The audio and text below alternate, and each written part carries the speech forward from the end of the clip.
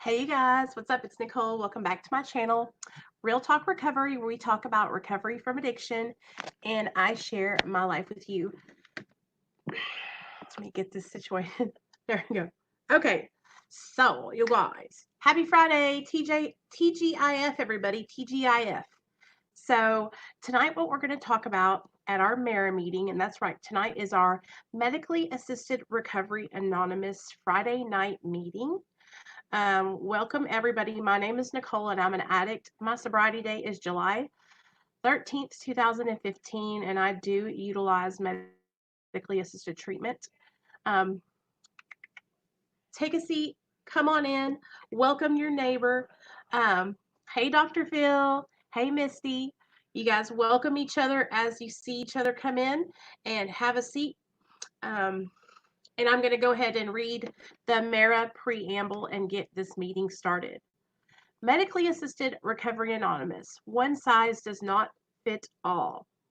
Do you use medication such as methadone, naltrexone, Suboxone, disulfiram, Campril, Paxil, Provigil, norepinephrine, mirtazapine, bupropion, gabapentin, baclofen, Topamax, etc., that is prescribed and approved by the medical community to treat various drug and alcohol use disorders. Many addicts and alcoholics that are utilizing evidence-based science to aid in their recovery sometimes feel unwelcome. Here at Medication Assisted Recovery Anonymous, you are always welcome. Recovery is simply to recover from an unsafe lifestyle. We of Medication Assisted Recovery Anonymous believe that medication is a therapeutic tool of recovery that may or may not be discontinued in time, dependent upon the needs of the individual. Hey, Tony. Hey, Green Egg Cat. Hey, Josh. So, I'm going to go ahead and read out a list of in real life meetings. So that way, if you guys are in the United States, these are places that you can find meetings. These are states where they have M.A.R.A meetings in real life. We got Alabama, Arizona, California, Colorado, Connecticut, Florida, Georgia, Indiana, Kentucky, Maryland, Massachusetts, Mississippi, Missouri, Nevada, New Hampshire, New Jersey, North Carolina, Ohio, Oregon, Pennsylvania, Tennessee, Texas, Vermont, Virginia, and Washington. And then, of course, the meeting that we have here on my channel is a web-based meeting. So, what's up, you guys? I'm so glad you guys are here tonight. Welcome, welcome, welcome. It's only 6:53. I wanted to pop on early. I wanted to read the preamble and go over all that stuff first. And then what we're going to do at straight up 7 o'clock is we are going to talk about how to deal with temptation and triggers. Okay. And also, I just didn't put this on there. I want to talk about how do you handle it if you have a friend, a family member, a boyfriend, shoot, somebody that you just met online who you're sharing that you're on maintenance. You say, "Hey man, I'm on Suboxone and it's really, really changed my life. It's helped me to learn how to live without drugs and alcohol." And then that person responds and says, "Well, that's not sober," or "Why are you even on that medication?" Right? And so we're going to talk about different ways how to deal with people who just have an attitude. And how to deal with different people's opinions. I'm not going to give it away, but I'm just going to tell you guys this. I had to learn to just stop worrying about what other people thought, you know?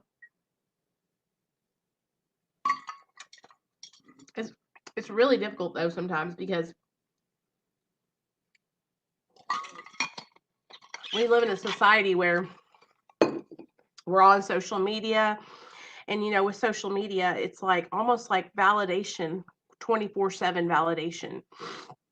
And so sometimes, like lately here, I was talking to my husband upstairs. Hey, Shannon.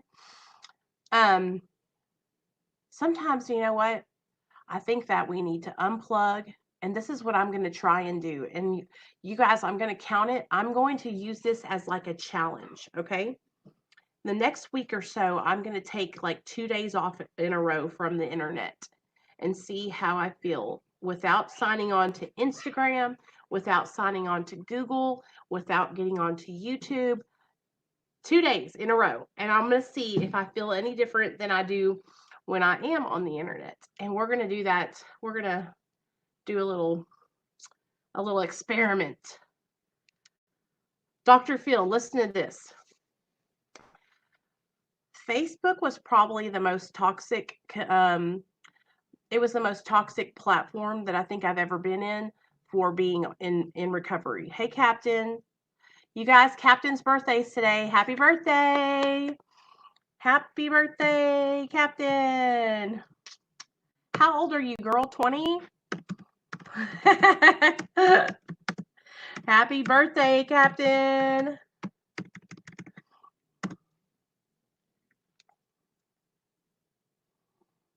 Oh, Shannon, be glad that you don't.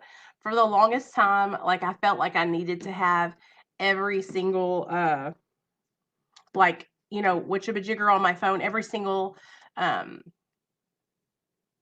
what are those app on my phone? And I don't have Facebook on my phone, and there's a reason why I don't, because my experience on Facebook was just horrible. It was such a bad experience. Hey, Merc. Today is Captain's birthday, everyone. You guys, Captain and me, let me hold on a second. Captain, this goes out to you, girl. Okay, me and Captain have become really close friends over the last year. I first met her this time last year, maybe a little bit before this, I think October, on my channel. And ever since then, we become really close friends. And I have learned from her a lot about how to respond on social media. If I could kind of say that she's like my what is it called when you have somebody that helps you, not a publicist, but somebody who makes sure that you don't say stuff you're not supposed to say online. October. That's what she is. Okay. She helps me to not open my big fat mouth and go off whenever stuff happens and I get upset. What is that called? A PR team? My manager, yes. And she helps me to not say stuff that I would normally say. Like the other day, I had to call her after I went live, and I was like, I made the video anyway. Public relations. There you go. She helps me to not make bad choices. Like I can call her and scream and cuss and just be mad, and she doesn't go behind my back and tell anybody or nothing like that. Hey, Kristen, what's up, girl? And so that it's nice to have somebody that I can vent to and stuff like that. And she knows that she can do the same with me. But I'll tell you this, me and her have so much in common, more than you guys could ever imagine. And she's just been doing a really good job on her recovery and then just being a good friend. So I'm just so glad that I have her in my life, and I wouldn't have been able to have her if I hadn't have started my YouTube channel. So I'm really, really glad that I have her, you know? So thanks, girl. Love you, Captain. Love you. Okay. Enough of all that. You know, I get to meet a lot of people like that I've become such close friends with online, and I wouldn't have been able to meet you guys if it wasn't for, hey, Cindy, if it wasn't for you guys coming on meeting me to come into my channel. You know, some of you guys I met in comment sections of other channels like Cindy and me. I met Cindy on another channel in the comment section, and we have become the really good friends, you know what I mean? And so it's just cool how these relationships online can flourish into really great friendships, you know? Hey, man, you know what, Dr. Phil? I'm trying. You know what I mean? I'm trying. I really do try. Okay, don't get me choked up now. Don't get me choked up. Let's talk about temptation. Let's talk about triggers. Let's talk about the dope man coming to your door and knocking, saying, hey, girl, I got some free dope. You want to have one? You want a piece of this dope? You want a pill? Right? What do we do? What do we do if we have people that come to our house? We haven't talked to them in 2 or 3 years, right? What do you do? Today, let me give you guys an example. Today I was driving to work. And when I go to work, I don't know if you guys are aware of this, but when I go to work, I always put on someone who is inspirational, someone who inspires me to be a better person, right? Somebody who gets me excited about wanting to go to my job. Like a person who's just an inspirational, motivational speaker. That's what I listen to. That's what I listen to. Hey, Daniel. So I was on my way to work and I was listening to a motivational speaker and my phone rang. My phone rang and it was one of my friends from when I was in active addiction. Okay. This person has really struggled with getting sober. Okay. She will get sober and then she will relapse. And every time she relapses, she gets arrested because she gets a DWI driving her car. And she was first and foremost as she's an alcoholic, and then on top of that she abuses pills really, really bad. And so usually when she gets pulled over, she's under the influence of alcohol and pills. Well, today she called me and I was driving to work, and even though I was having a great day, even though you guys, I was like excited about the day, I was ready to go to work. Like I wasn't having a bad day. Do you know what I'm saying? Like everything was going good. When she called and I saw her number come up on the caller ID on my phone, on the Bluetooth in my car, I thought, I wonder if she's got any pills. I wonder if she's got any Xanax. Right? And I'm telling you guys that because like it's truly what went through my mind. But she called, I picked up the phone and said, hey girl, what's up? And she called me because she's going through withdrawal right now. And she was like, it's been 9 days and I'm still sick and I'm so depressed, Nicole. Am I almost out of the woods? Is it almost over yet? And just so you guys know, what she'll do is she'll get off of regular pills. She'll get onto Suboxone by buying them off the streets. And then when she runs out of money and she can't get any more Suboxone, she'll go into terrible withdrawals. And so that's what's happening right now. So she was calling me and she was like, I'm going through it. It's been 9 days, you know?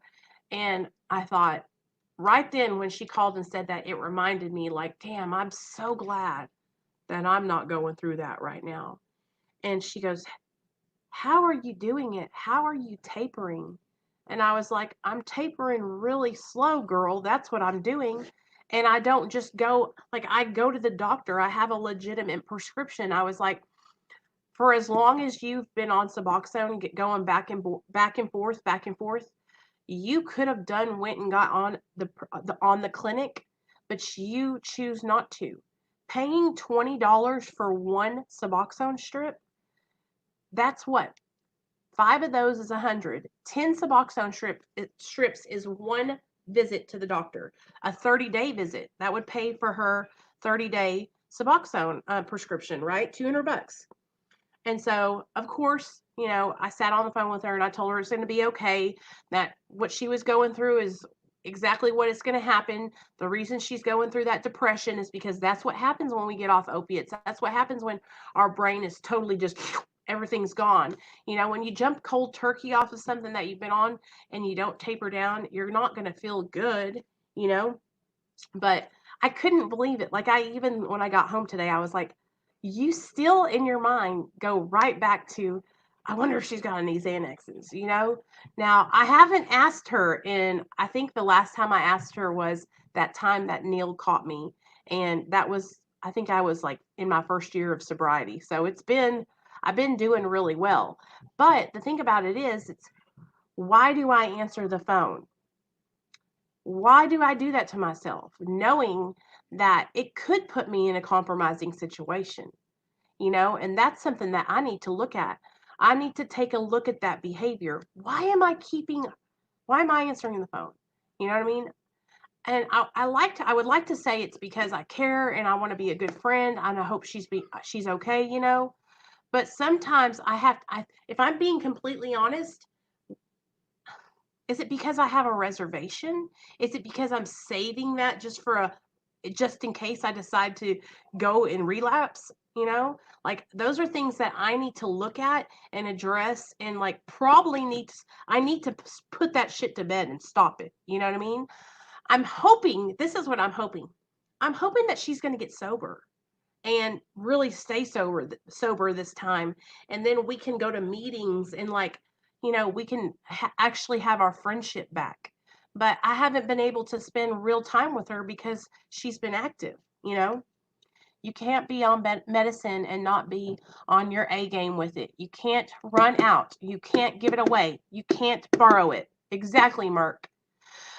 You've got to really want it. It's going to take sacrifice and discipline, accountability on top of any.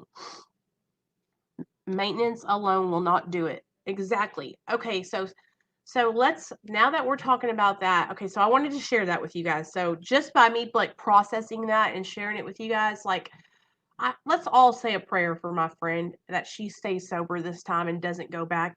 Because I told her, I said, 9 days, you're in 9 days, just hang on, don't go back, just push through. I was like, you're almost on the other side of things. You know what I mean? Hopefully she'll do it this time and we won't ever have to go back to this. Um, and she won't have to go through this ever again. But she said something on the phone today that was like, you know, she goes, I'm just getting older and I don't bounce back like I used to. She's right. I remember when I was getting high when I was like 20, 25, 26, 30 even. And I would get high and the next morning I'd be like, up and at 'em. You know, I'm out. And then now, if every time, like after we had Nathaniel, I would literally couldn't get out of bed, you know? She is so close. I know, right? Hey, Jay Stodgen, what's up, bud? I saw you the other night. I'm sorry I didn't say hi yesterday when you were on. Hey, I'm saying hi today. Welcome to the channel. So she's almost there. So I'm hoping that she'll hang on tight and not go back.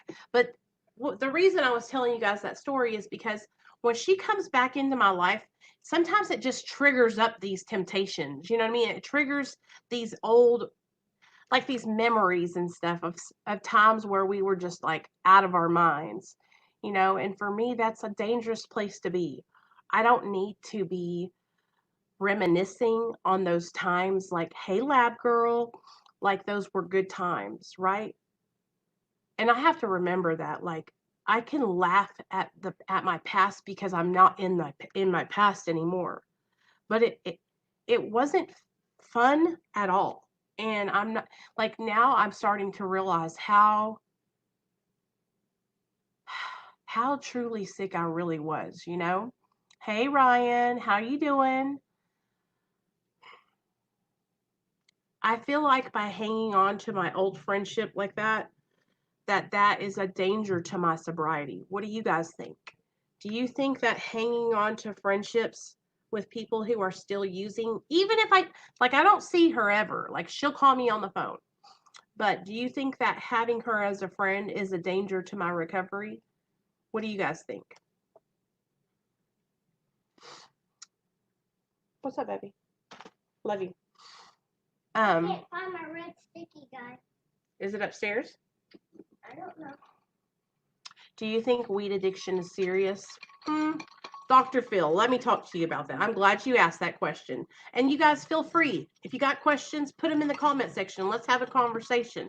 I like it when you guys interact with me. Okay, so here's the deal, Dr. Phil.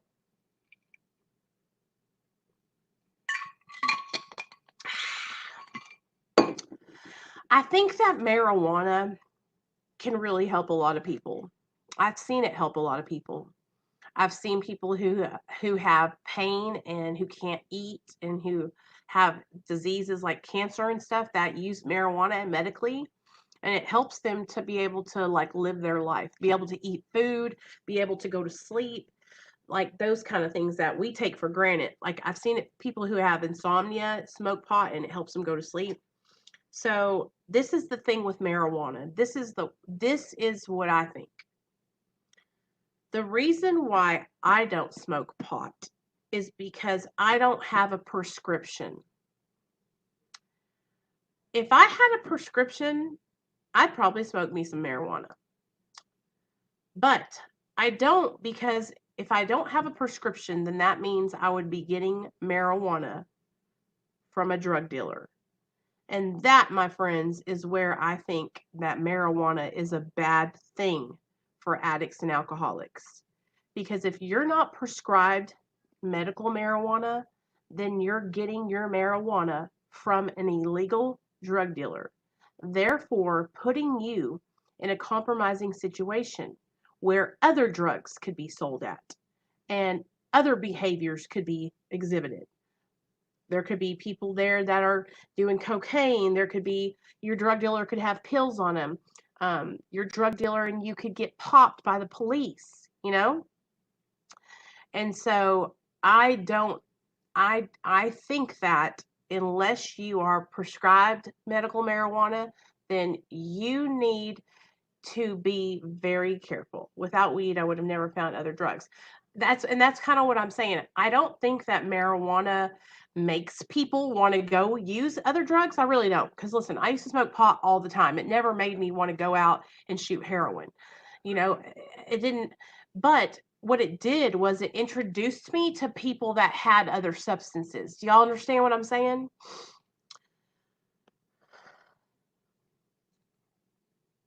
I do the same and can't answer that either. I don't smoke only because I can't take Xanax because it makes me have anxiety like a motherfucker. Yeah. Yeah. That's how my sister, hey, hi, Steppa. That's how my sister was. Whenever we would smoke when we were younger, she would literally go into panic attacks, you guys. Right. And the reason it opens that door is because, like I was saying, is we have to go to the dealer to get drugs. You know what I mean? And let me take it a step further. For an addict like me, when I smoke marijuana, it makes me all loosey goosey. Okay. Like it makes me let my guard down. Do y'all know what I'm saying? So, like right now, my guard's up. All right. Like if somebody came knocking on my door with a syringe full of heroin, I'd be like, get the fuck off my yard. Right. But if I smoked a joint and I was laying back and somebody came knocking on my door with a syringe full of heroin, mm, mm, my guard would be down. I might say, hey, hey, leave that right there on the steps. Leave that. I'll look at that later. Do you know what I'm saying? Like, I'm not on my A game. For me, the problem with weed is it never stops with weed. It lowers my inhibitions to, to other drugs. Plus, prolonged use does disrupt my mental health. Tony, that's what I'm saying about the inhibitions. Me too. I can personally attest that weed saved my life quite literally. I use it off and on, but I've cut down quite a bit. But it's not a fix-all like some think it is either. Correct. I agree, Ryan. Mary Jane is easily attainable in San Diego as purchasing coffee or a rock star and legally. I do not smoke. It's not my thing, but I've seen it be both beneficial and harmful depending on the person. Daniel, exactly. Especially when your dealer then offers you something else. Yes, hi, Steppa. That's what I was saying. That's what I'm getting at. And so I just want you guys to know that's how I look at marijuana. Daniel, I look at it the way you look at it. Like it can be beneficial and it can also not be good for some people. And it just really depends on the person. Just like here, we have a room full of us, right, who are on maintenance medication and it has been beneficial to us. If you ask another room full of people, they could say it wasn't beneficial to them. You know what I mean?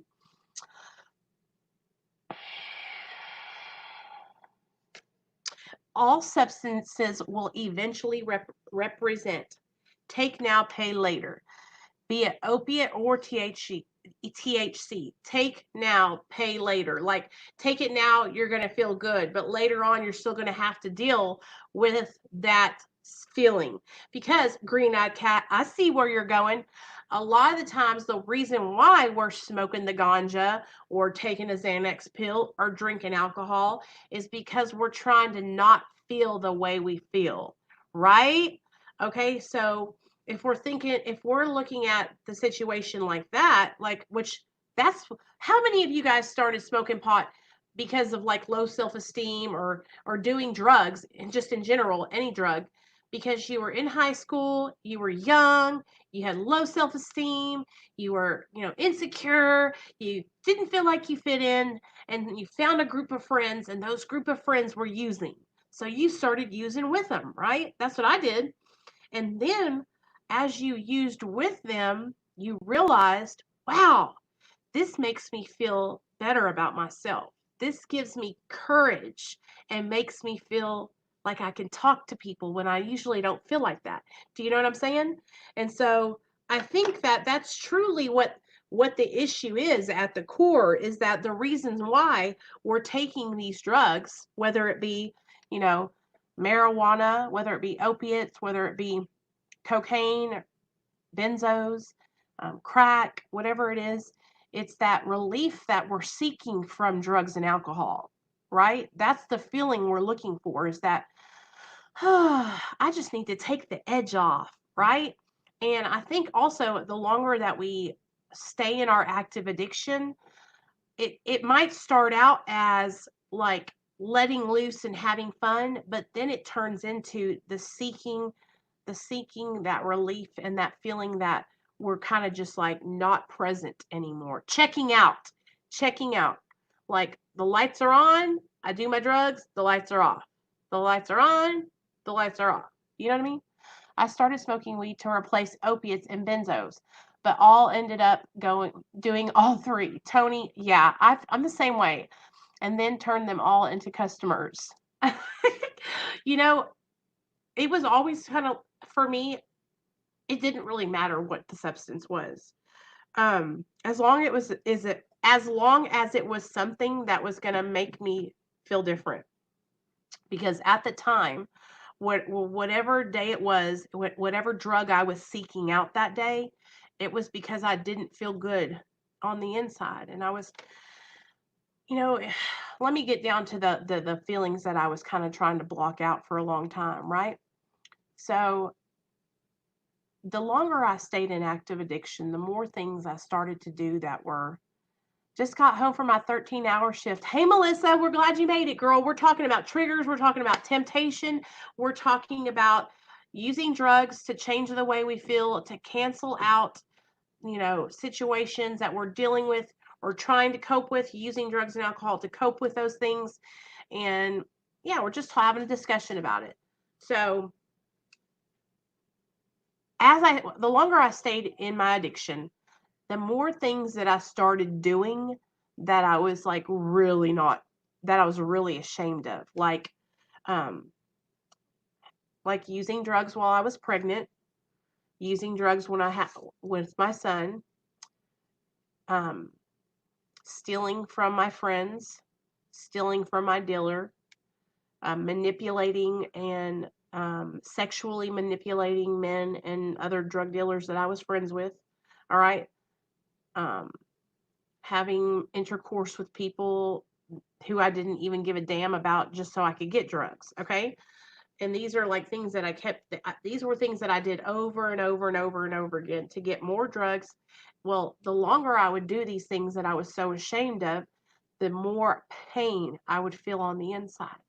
And as that shame and that pain got thicker and thicker and thicker, I needed more drugs to cancel out that feeling. Do you know what I'm saying, guys? To like make myself not remember.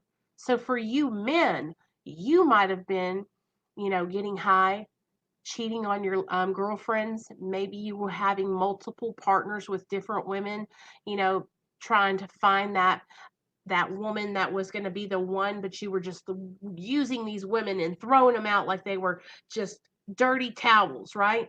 Maybe you were stealing for your family. Maybe you were breaking into cars and houses and doing grand theft autos, right?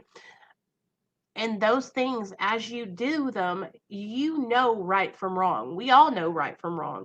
And so as we're doing those horrible things, it's just we know in our hearts this is what I'm doing is wrong, and that feeling, that yuck feeling, just gets so thick inside of you that that's all you feel is yuck about yourself. You don't have any good feelings inside anymore. It's just disappointment and shame and yuckiness. And so you keep using to cover up that yuck. But every morning or every day when the drugs wear off, that yuck feeling starts coming back up to the surface. So you got to bury it back down with some more drugs, and then it starts coming back up to the surface, you know? M.A.R.A. There is a, gosh, I'll find it. There is a line in the big book that talks about how us alcoholics and addicts are like tornadoes and we destroy anything in our path. It says it in this book. And we also have to take into account that amounts of drugs that addicts take will always increase over time, increasing negative side effects that didn't exist at lower doses. Tony, absolutely. Your addiction will always get progressively worse. It never goes backward. Let me tell you guys something.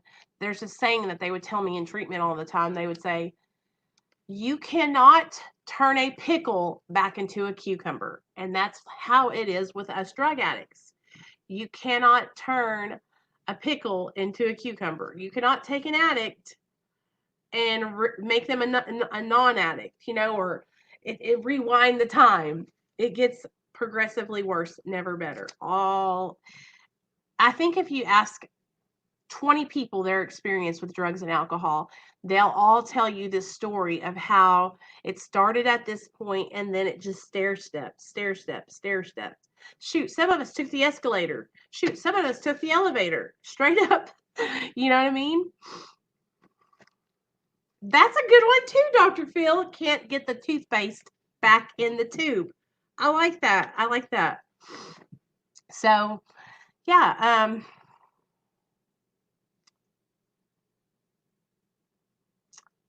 a lot of times, I forget to even think about all the things that I was covering up, But when I think back onto when I first started using, and I think back to when I was a young girl, how I felt, I do realize that a lot of the things that I was doing were because I was seeking attention, seeking love in all the wrong places. Sharknado. Okay, so earlier today, Merck brought up a really good topic. He wanted to talk about how do you deal with people who don't understand medically assisted treatment. Okay, so this is the thing that I want to encourage anyone who ever has questions to come on and ask us questions. Like if you're not on Suboxone, or you're not on methadone, or you're not on Sublocade, or you're not on some medication that's for maintenance, and you're like, I don't understand that. Why are they on that medication, right? If you guys ever have questions, you can always ask, and I'll never be offended by your questions. I would rather you ask questions and then to kind of like say something that was mean because you don't understand. Do you know what I'm saying? But I'll share with you guys how I respond to people when they don't understand. All right. So the number one thing I always try to do, if someone doesn't understand and if they want to ask me, then I want to sit down and explain to them, hey, this is my story and this is why I got on Suboxone. Okay, because that's really all I can do is share my experience, especially that person being your significant other. Okay, gotcha, Merc. All right, so, significant others can be really, they can dig deep. Do you know what I'm saying? When my husband first got put on Suboxone, I was in rehab. All right, I'm going to share with you guys how I responded to him when he first told me that he was on maintenance. All right, and I'm not proud of it either. Okay, So I went into treatment and my son went into foster care and my husband stayed back here at the house and he got a job and went to work. Well, while I was in treatment for 30 days, he was struggling to stay sober.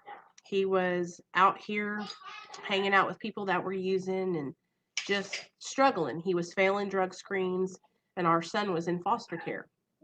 So when I came out of treatment, I remember he picked me up and I was like, hey, what's up? I'm so happy to be home. I'm so happy to be out of rehab. But deep down inside, I was thinking, I need to use, right? Well, that's when Neil told me. He said, well, I went and got put on Suboxone with Dr. And he said our doctor's name. And I remember looking at him and going, what? What do you mean you got put on Suboxone? You don't really want to be sober, do you? You're just taking the easy way out. Now, remember, you guys, this was like my misconception because the only way I had ever known anything about Suboxone is when I would take it if I didn't have opiates to not feel like dog doo-doo. You know what I'm saying? And so I was really mad. I was mad because I felt like, well, how are we ever going to get our kid back if we're on this medication, right? Well, he told me, I've been on it before, and this really did help me when I was on it before. I found the red. What? When I was on it before, I didn't relapse. When I was on it before, I stayed sober. What, Nate? Where's my chocolate milk? Well, come on, son. Over here. Come on. Come on. You get my red guy? Where is he? Up. Oh, mercy. How did he get up there? I cleaned them.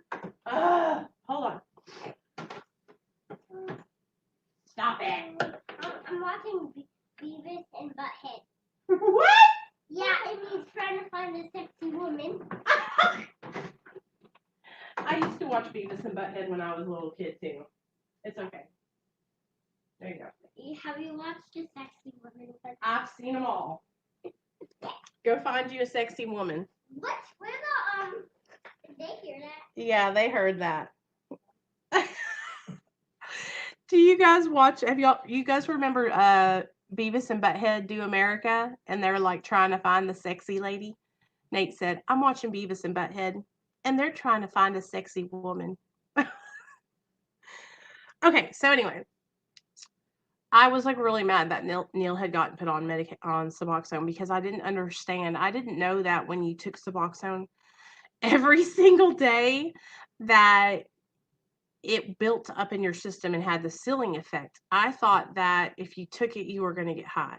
Okay, that's really what I believed. And so,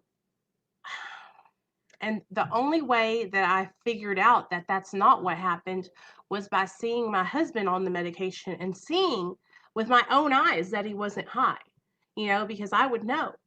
But at first, I responded really, really negatively, and that's how I've always been. Yes, Daniel. Sexy women. You guys, my little boy is so he thinks girls are so pretty, and he's only 5 years old. He's already like, girls are beautiful. Girls are pretty. But you guys know what that part on the, I don't know, my husband and him are watching it up there. I'm sure it's some, anyway. But shout out. Oh my God, you guys, let me tell you what happened with my little Paco Taco. Pause. Well, hold on. Let me finish telling you about the Suboxone. Okay, so with significant others, Merc, the only thing I can tell you guys is that my husband, through his actions, through him like staying sober and me seeing how he acted on the medication, that's when I realized that he wasn't getting high from it, and I started to understand. Okay, I don't know what to do with him. So is mine, Merc. I don't know what to do with mine either. How do you think I feel? I'm a mom. I tell my husband, I'm like, Neil, you got to handle that because I don't know what to say. Like when he was trying to learn how to go potty in the potty, Neil had to do that. I don't know how to do it. Now, if I had a girl, it'd be all good, but I have no idea what to do with boy. So, okay, back to the significant others. So a lot of the times what will happen is with me and Neil, was if I knew something bothered him,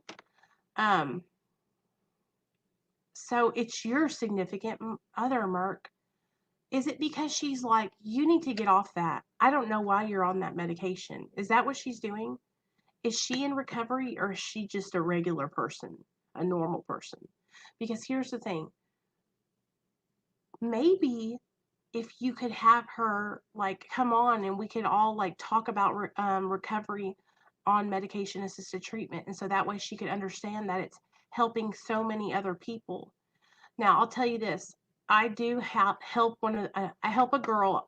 Her husband doesn't know she's on the medication, but she is doing so good, and I keep telling her, like, one day eventually we're going to be able to tell him and everything's going to be okay. But he has been the same way to her. Like, they don't understand. Cindy Briggs, where are you at? Cindy Briggs's mom and dad are the same way. They don't understand. They just don't understand why she's on the medication still. And so, I mean, you know what I offer to do with people whose parents don't understand, and whose girlfriends, boyfriends, wives, brothers, sisters don't understand. I even offer to talk to that person and say, hey, maybe I could talk to them. Yeah, and she is just cruel about it. I get all kinds of shit. I don't think she cares enough to talk to. Okay, first of all, Merc, listen to me. If she's calling you a junkie, you need to reevaluate your relationship with her, because when we say stuff like that, that's out of like pure meanness and just trying to hurt that person. When I would call Neil a junkie, it was because I was trying to hurt him. I was really mad at him, and I would do it when he would relapse. Okay, and I'm admitting this to you guys. Neil relapsed one time, and he came home, and I was calling him all kinds of junkies and motherfuckers and all kinds of stuff. I ended up taking a good long look at myself and realizing how fucking shitty that was, and how I can treat complete strangers with love and tolerance, but when it comes to my own husband, I was calling him a junkie. And so I really I changed that. I changed my whole behavior. But it was because, I'm going to tell you the truth, it's because I was afraid of him dying of a relapse. I was afraid of losing him. And instead of saying, I'm afraid, my fear would come out in anger. My fear would come out in these words that would just cut him.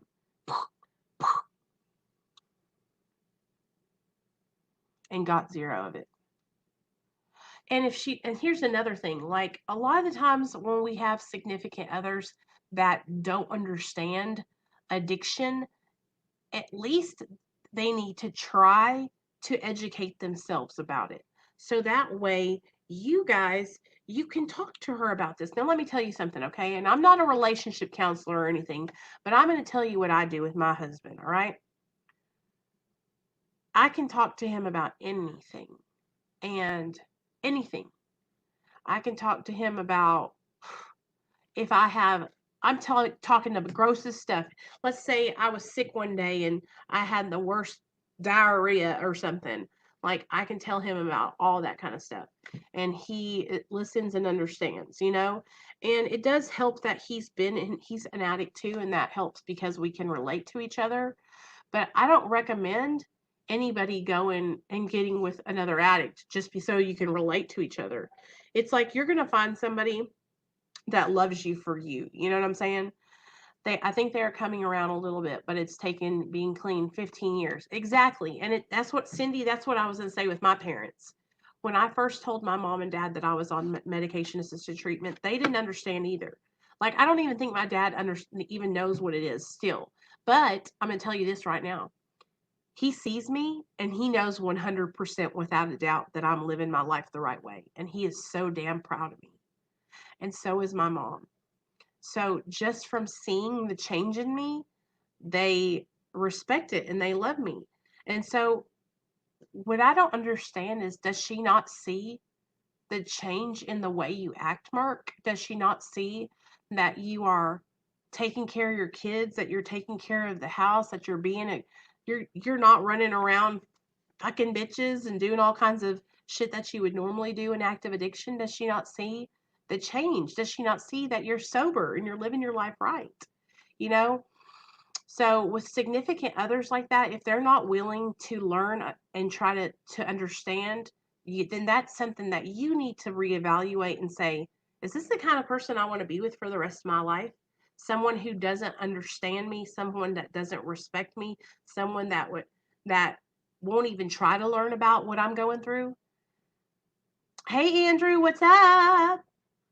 You're welcome, man. Anytime. We'll have you on again after I read your book and do a review.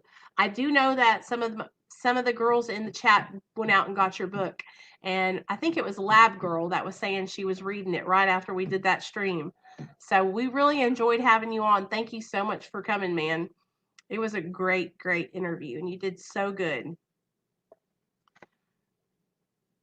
A lot of people, you guys, they just don't understand that not everyone is the same. Okay. That's what I don't understand too. Like, I don't understand how people can't understand that. And, being on maintenance medication doesn't mean that you're less than anyone. It doesn't mean that you're not serious, you guys. You and the family situation you represent here shine as an example of, thanks, Green Eyed Cat. We're trying. We are trying. And I just want you guys to know that, like, I want people to know that when they come here to my channel, that I'm not going to judge them for whatever situation you're in. I would rather you come in and feel comfortable and feel at home and feel like you can share where you're at, because the moment I start laying out these labels and these almost like this is how it has to be or else, then I'm losing a whole group of people. So my channel is open to anyone who needs support. It doesn't matter if you're on maintenance. It doesn't matter if you're abstinent. It doesn't matter if you struggle with addiction or if you struggle with things like Andrew had been through when he was younger with abuse, surviving abuse. It doesn't matter if you have a gambling addiction. It doesn't matter if you have a obsessive compulsive disorder. Like, I want this to be a place where we can all relate to each other and help each other. You know what I'm saying? But the experiences that I share are going to be from me and my experience in recovery from addiction. I tell her all the time, I can hate myself on my own. Exactly. I can do bad all by myself. Actions speak so much louder than words, but listen, I allowed many years to go by without telling people outright, so that when I do explain myself, there are years of success to pull from. Daniel, I do see what you're saying. Actions speak louder than words. That's something that I'm glad about. My husband has seen the difference between people on medication-assisted recovery like myself who are really in it for the recovery and people in it for a fix. Marcy, that is so true. And there's a huge difference, you guys, because I was talking to M.A.R.A today on the phone about something just like this. I know some people who they use this medication totally the way it's not meant to be used, by snorting it or shooting it up, okay? And basically, I don't even know what it's doing to them, but we were talking about it on the phone. With Suboxone, it is a psychological addiction if you're shooting up or snorting it, because you're not getting high from it. If you take it every day, it doesn't matter if you're shooting it up or snorting it, your body has it built up in its system. So you cannot get a euphoric feeling from it because of the ceiling effect that Suboxone has. It reaches a ceiling or a plateau, and there's nothing that can go above it, under it, over it, nothing. It just stays like this. So you don't get a high or a low. You just like that. I think a lot of it is she never knew or seen me in active addiction. Oh, Merc. Then she don't even know what's going on. You know what I'm saying? Because it's almost like and this is the sad thing about it. You need to ask her this. Would she be treating you like this if you were taking insulin because you were a diabetic? Would she be treating you like this if you were on medication for your mental health? Would she be treating you like this if you had a blood transfusion and you had to have medication like that? It's like, this is what I'm talking about with the stigma surrounding maintenance medication. And this is why I started my channel, to help this stigma go away and to help people who are experiencing this stigma not have to go through it. Here's the thing, you guys, and you guys tell me what you think. It really shouldn't matter to anyone else what medications you're on for your life, okay? Sorry. It shouldn't matter. I mean, think about it. Why? I don't care what medicines you guys are on. I don't care, what you're doing in your life. I mean, I do to a point with your recovery. I want you to be, I don't want you guys to be out there getting high. But what I'm saying is, like, I'm not over here taking an inventory of, oh, well, Merck's on Suboxone, and he didn't go to a meeting yesterday, and I didn't see him. It's like, I'm too busy trying to live my recovery than to be worried about what you're doing in your recovery. I think non-addicts have a simplified view of addiction. They assume if you remove the chemical, then you're cured. They don't get the psychological, emotional struggle that caused addiction in the first place. Yeah, that's true too. And there's a really good like documentary. Not, I don't know if it's a documentary, but it's called. Here, I'll put it in the comments. It's called Pleasure Unwoven, and it's all about the choice argument surrounding addiction, because I think a lot of people who are not addicts, normal people, they think that addiction is simply a choice that you make. And it was because you made these bad choices that you're in the position that you're in now. Do you know what I'm saying? But really what happens with the disease of addiction is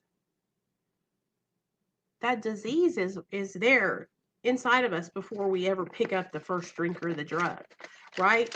You remember how we were talking the other day about how a lot of us experience our addiction manifesting itself in other areas of our life? Shopping addiction, food addiction, gambling addiction, sex addiction, relationship addictions. Do you know what I'm saying? Codependency, all those kind of things that we have in our lives that we probably were exhibiting before we ever even got high, you know? And so then when we get high, it triggers that whole disease. It triggers that genetic disease. That's when it goes into full blown. It's like, oh wow, this drug is great. I need to take another one of these, right? And that's how it starts out. It's a manifestation, okay, it's like an allergy, okay? This is how they explain it to you. Let me read it out of the big book, so that way I'm reading it word for word, so that way you guys, the doctor's opinion, okay? Okay, here we go. In this statement, he confirms what we who have suffered alcoholic torture or addiction must believe, that the body of the addict is quite as abnormal as his mind. It did not satisfy us to be told that we cannot control our drinking and using just because we were maladjusted to life, that we are in full flight from reality, or were outright mental defects. These things were true to some extent. In fact, to a considerable extent with some of us, but we are sure that our bodies were sickened as well. In our belief, any picture of the alcoholic or addict which leaves out this physical factor is incomplete. The doctor's theory that we have an allergy to alcohol and or drugs interests us. As laymen, our opinion as to its soundness may, of course, mean little. But as ex-problem drinkers, we can say that his explanation makes good sense. It explains many things for which we cannot otherwise account. Though we work out our solution on a spiritual as well as altruistic plane, we favor hospitalization for the alcoholic who is jittery or befogged. Anyway, so it's an allergy, okay?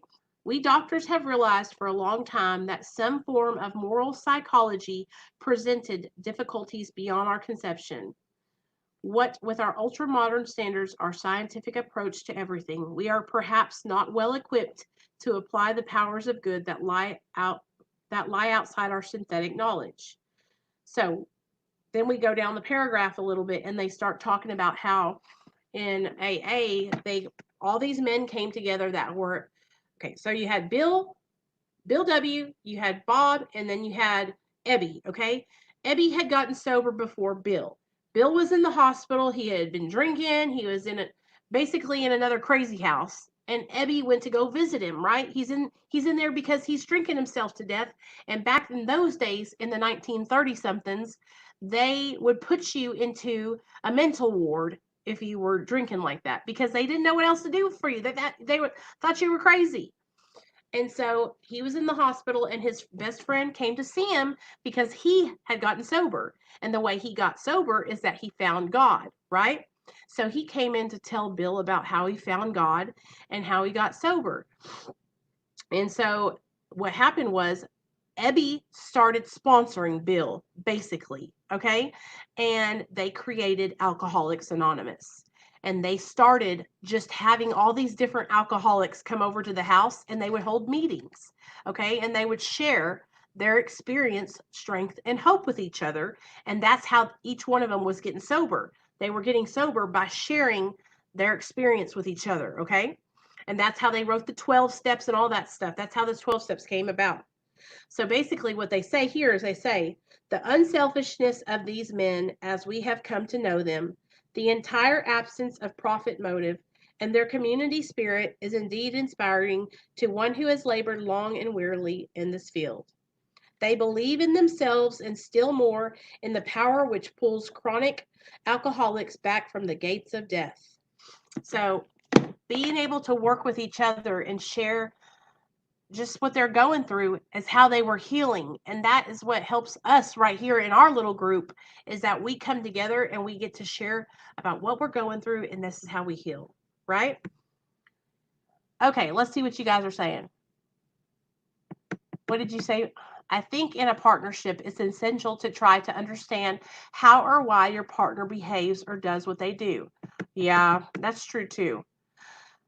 I just had the conversation with someone, showed them tons of proof, and still they refuse to listen to any reason. Ryan, I'm going to tell you right now, like seriously, you guys, I'm telling you, I do, Merc, I do too. It just gives me goosebumps all over because it's like, that is true. Like, that's one thing that and this is why I tell you guys, like, Alcoholics Anonymous has no opinion on outside issues. So if you're on maintenance medication, Alcoholics Anonymous doesn't care, okay? All they care about is whether or not you want to stop drinking or not. And the only requirement for membership to AA is a desire to stop drinking, all right? For me, I was an alcoholic, all right, and an addict. I drank to get drunk, and if I didn't have drugs, I was going to drink, all right? So I am an alcoholic. I am a member of AA because the only requirement to become a member is the desire to stop drinking. So, bam, I'm in. Anybody can be a member. All you have to do is not want to drink. All right? The program itself is an amazing program. The 12 steps are amazing. It's not the program and it's not the 12 steps. It's people in the program who are ignorant, who talk out the side of their neck. Okay? I promise you that you being on maintenance, nobody in Alcoholics Anonymous cares. All right? They just want you to come in there and sit down, shut up, and listen and listen to all the people sharing in there, and it's going to inspire you to make changes in your life, right? Hey, Frankie, what are you doing? Drinking? Well, I'm talking to you, Frankie. Talking to you. That's what it's about, all right? Like a lot of the times, a lot of people they think that it's the program that has these beliefs about maintenance medication, and it's not. It's the people who are saying these things. It's everybody has an opinion, right? And so that's what I'm saying. A lot of the times we just need to leave our opinions at the door. If someone is thriving and living their life healthy and able to, we are all doing that. We're all living our lives. We're all healthy. We're all thriving. We're all seeking recovery. Just by being here on this channel right now, we are seeking a better way of life, right? By sharing what we're going through, we're seeking a better way. You know, that's a lot more than we were ever doing, what, 5 years ago when we were in active addiction. You know, it's been a week for me and it sucks. I've been trying to stay strong. Girl, you're doing so good, Shannon. You're doing so good. 7 days? That's a miracle. That is a miracle. Cindy Briggs says, take what you need and leave the rest behind. Exactly. And so I really am, I really want you guys to know, like, I truly believe in the 12 steps. And I truly believe that if you find a sponsor and you work them, they will help you. They will better your life.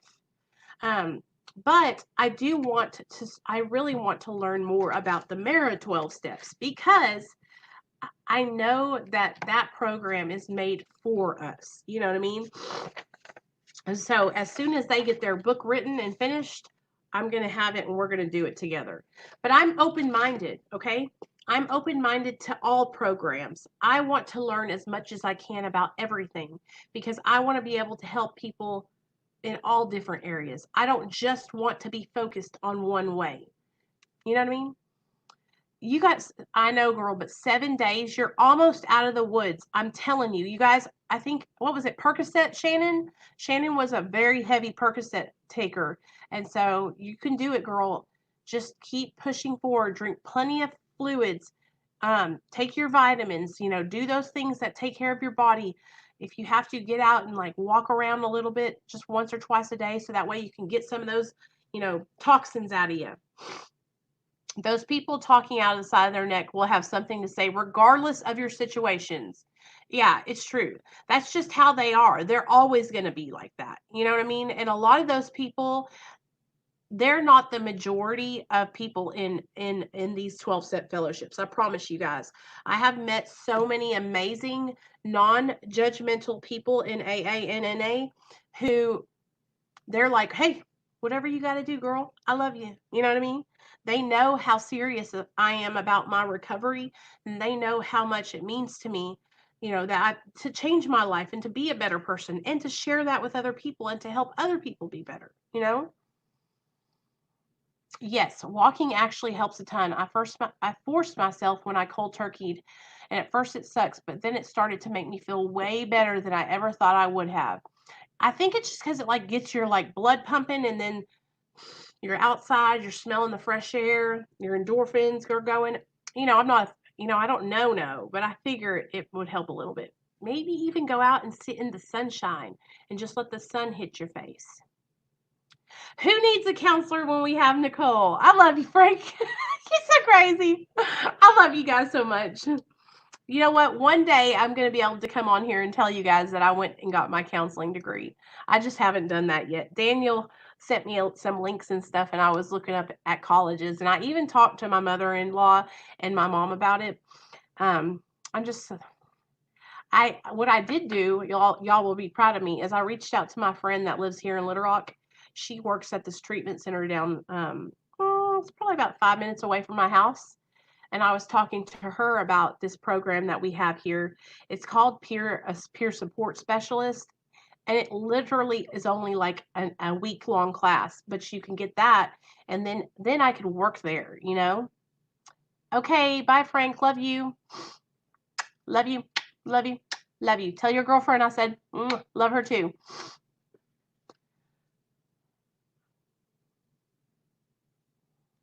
Good job, Shannon. We love you. One day at a time. That's how it starts. That's right, you guys. Like, listen.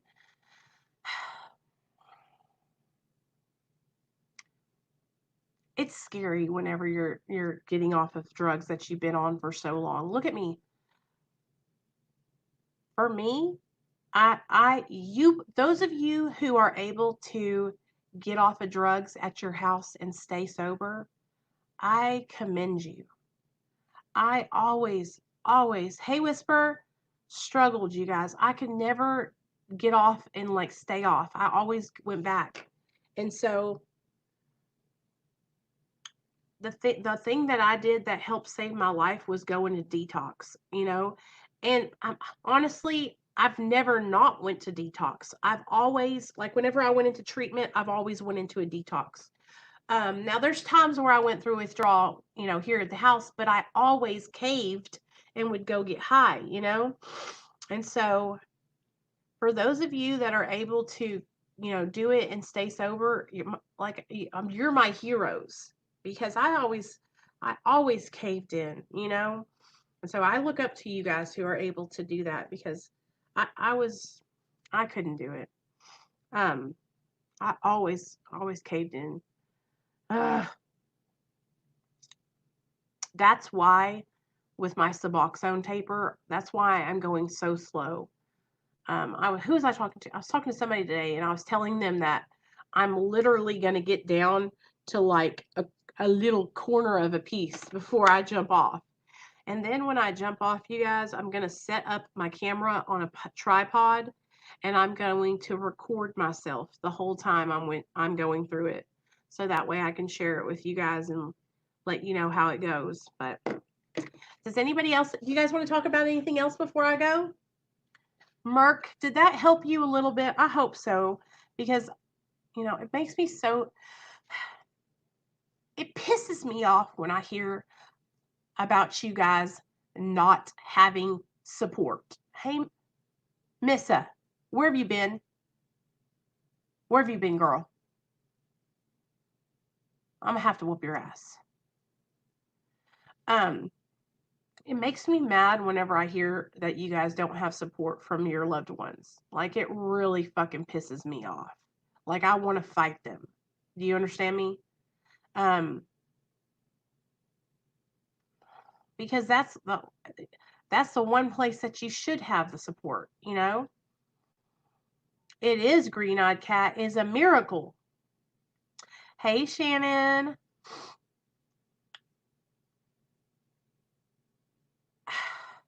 You guys really make me realize,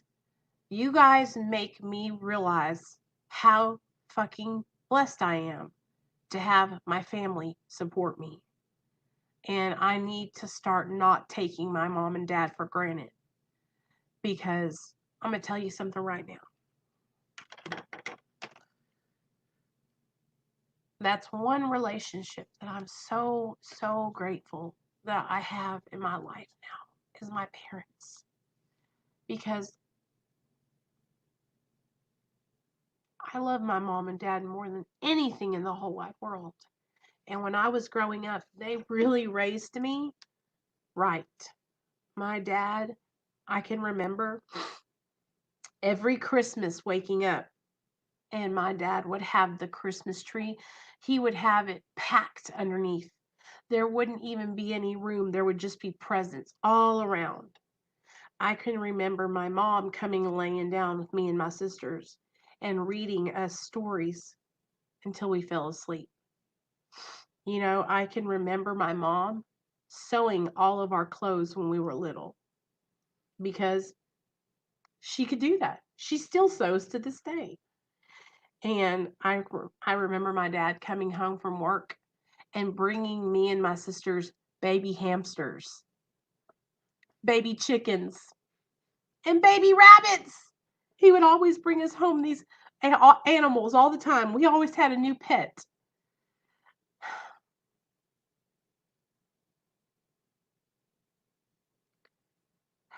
It was hard for me whenever I was kicked out of my parents' house, because the way I am is like, I just left and I never came back, and I stayed away because I knew what I was doing was wrong. You know what I mean?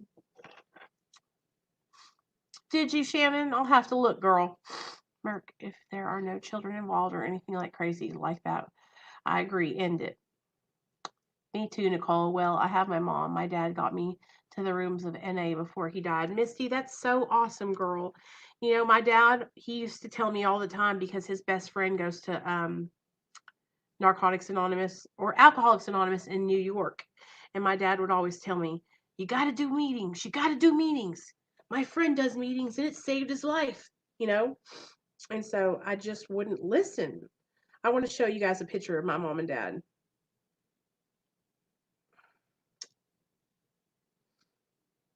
Okay. Boop. Can you guys see that? Okay. Oh, shoot. There we go. All right.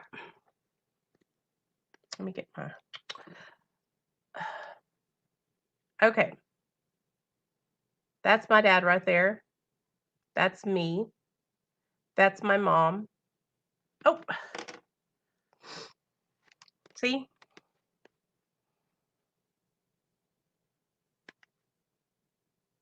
Damn, my hands are shaking. Anyway, that's my dad. And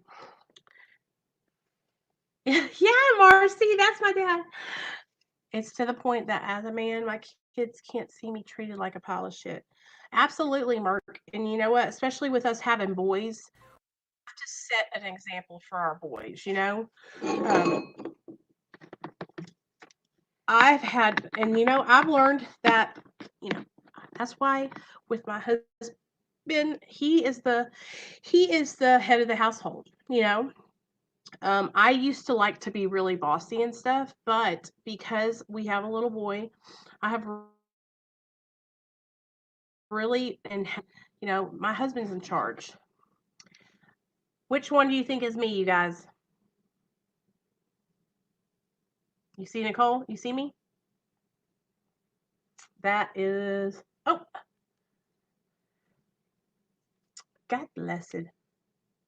Right. That's mommy. That's me. That's my mom. That's my dad. Right there. That's when we were young. Cute, huh?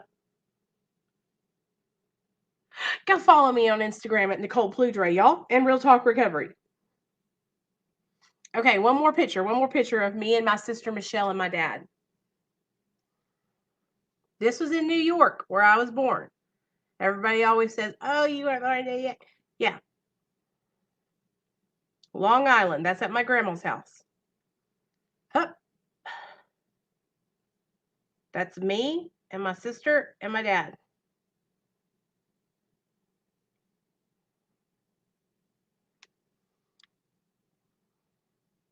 Oh, let me see which one. Which picture was that? The middle one. Yeah, the one in the white. That was me. Oh, that little short one at the bottom, Merc. That little short one at the bottom. That's my baby sister. This is me. I'm the oldest. I'm at the top.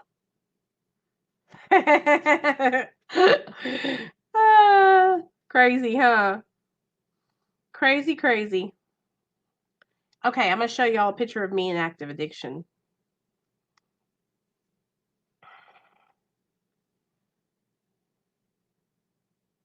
Look how tiny my face was. Can you even believe? Lord help us all. Do you guys know that story I told you about my friend who hung herself and I always felt like it was my fault? Here's a picture of her. That's Ashley.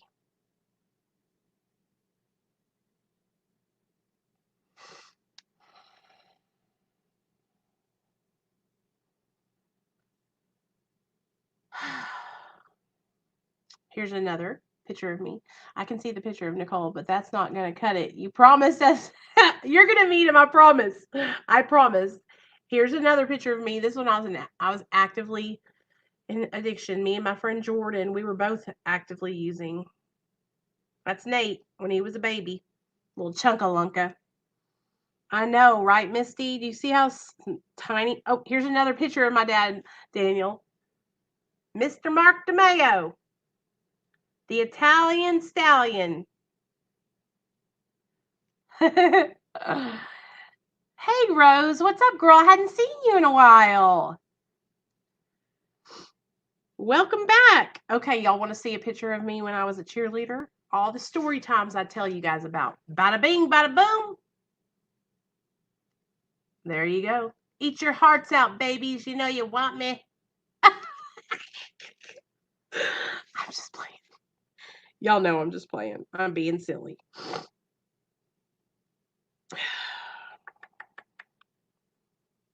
I'm being silly.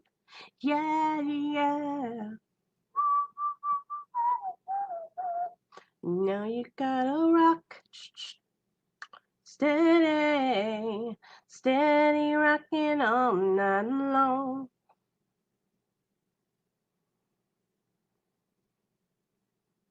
I'm such a nerd. I just like sharing stuff with you guys. I've got to just lose a couple pounds though, because look at this. This is me when I first got sober, you guys. And you can see how thin my face was. We literally just got sober. Hold on, let me find. Oh my God, look at Nate's little chunky face. His little face. Okay, here's a picture of me when I first got sober. 2016. I got sober in July of 2015. July 2015. But look how much smaller my face was. I gotta get myself in. Oh, honey, if I try to do a cheer now, Merc, I might throw my back out. But let me think of one. Let me see. I was all about doing my hair and stuff. Oh, you guys. Good times. Okay, I've got a good one for you guys. First, for you, those of you that work the steps. If you don't work the steps, you'll be living in a van down by the river. It's okay, girl. We're glad you're here. We're glad you're back, girl. We all go through times where we're MIA. Huh, guys? The reason I'm so consistent on my channel is because I know you guys are going to be here, you know? Green-eyed cat, I'm so glad you're a part of our community now. I really appreciate you having you in here, girl. Look at this. This is my mom and dad. I always call them relationship goals. Oh, relationship goals. I hope one day, you guys. I do, though, don't I? Tony, I just have a really, really round face. Look at this when Nate was little. Tell me this isn't a meme. I put current mood. Look at that face. Isn't that the cutest? Look at that. Current mood, you guys.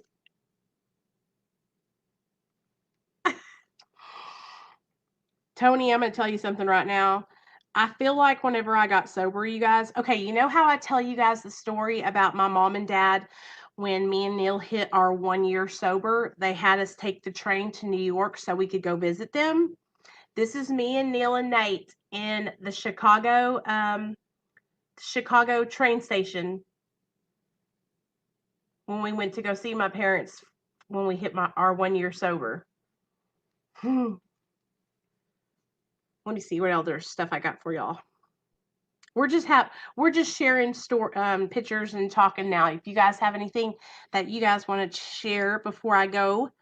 Okay, you guys know how I tell you the story about the time I got fired from my job at Nukes because I started fighting a girl because she was talking shit to me about some guy that she had a crush on, and he liked me, and so she told me I should be ashamed of myself because I had a ring on my finger, and it wasn't my fault that guy liked me.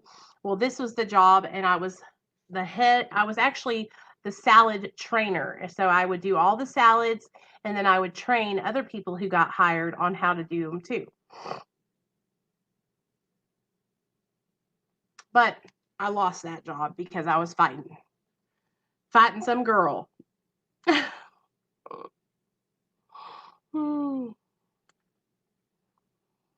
You said you wanna rock steady, steady rocking on. This is my Paco Taco.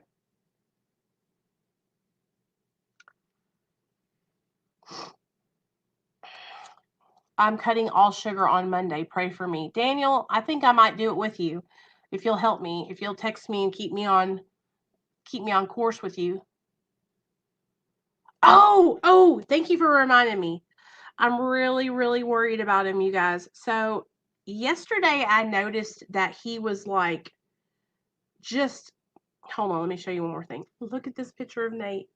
Oh my God. Oh my God. Okay.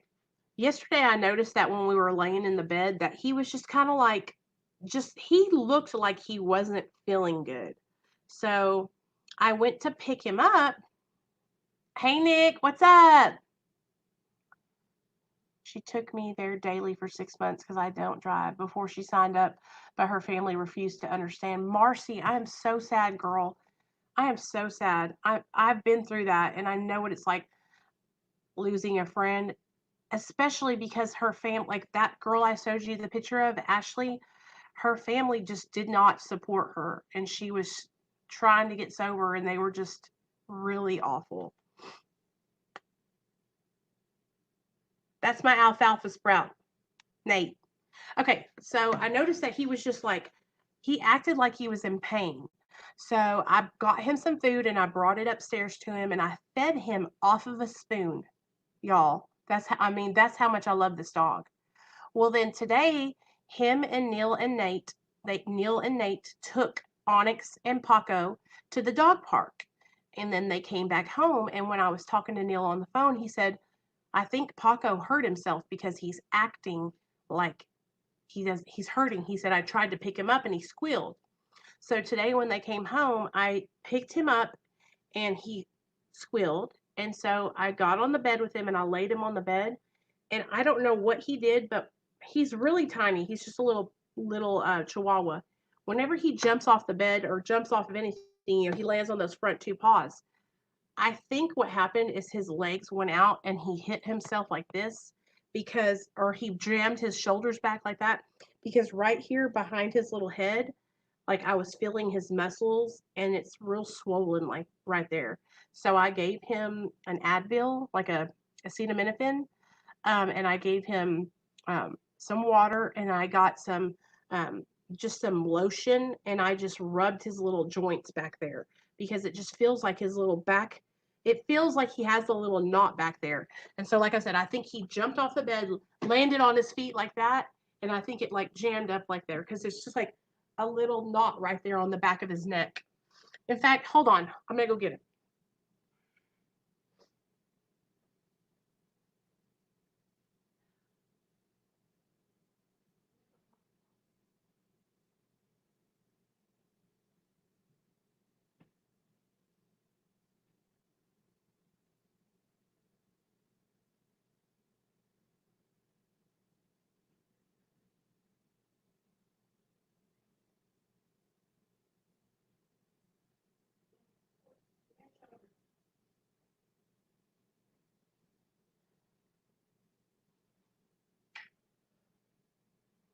Okay. Say hi to everybody.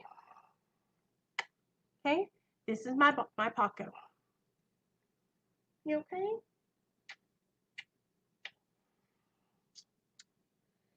Can you show everybody? Sit down right there. See it? Good boy. So, I don't know if you guys can see him. There you go. Okay, so right here on his little back, it just feels like he has a little knot right there. So what I've been doing is I've just been giving him little massages like this.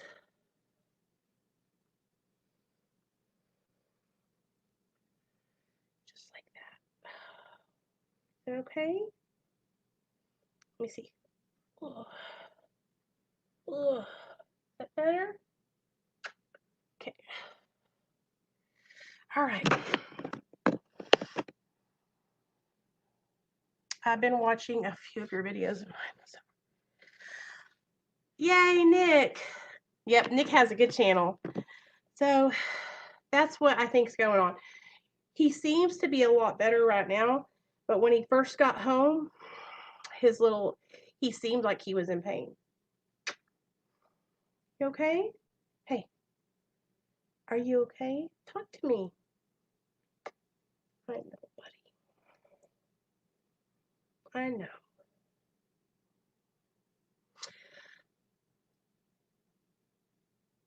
Yes, let's do it, Daniel. Let's do this, girl. Let's get this healthy and take this to another level. Yes, I need to do it. You got a channel, Mark?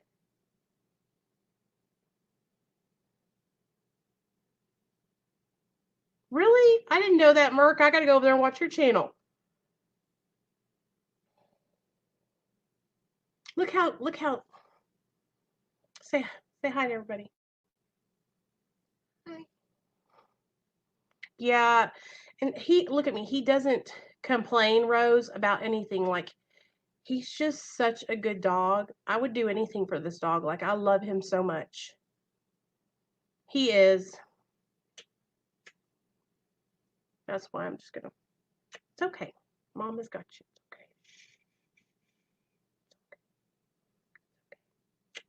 Okay. Okay.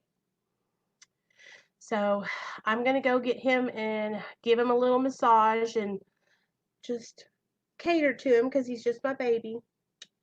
But normally he wouldn't be like this. Normally he would be like, see how he's kind of like stiff with his neck? This isn't normal for him. Normally he would be like just all up in my grill. And so I know that he's not feeling good. You know, I could just tell. Sit down, buddy. Sit down. There you go. I can just tell that he's not feeling good. So anyway, I love you guys. I'm gonna get off here and go take care of my little Paco Taco. But you guys be good. We had a great meeting tonight. As always, I love talking with you guys. I just love doing recovery with you guys. So thank you so much for all your love and support. Stay safe, stay sober, do what you got to do, and I'll see you guys tomorrow's Saturday, right? Let's think. I don't know what we're gonna do. We might pause on tomorrow and come back on Sunday, but I'll see you guys no matter what. I'll probably check in tomorrow, okay? All right, you guys. Love y'all. Good night. Everybody be good. Yes, that's a teddy bear, Nick. That's Nate's teddy bear.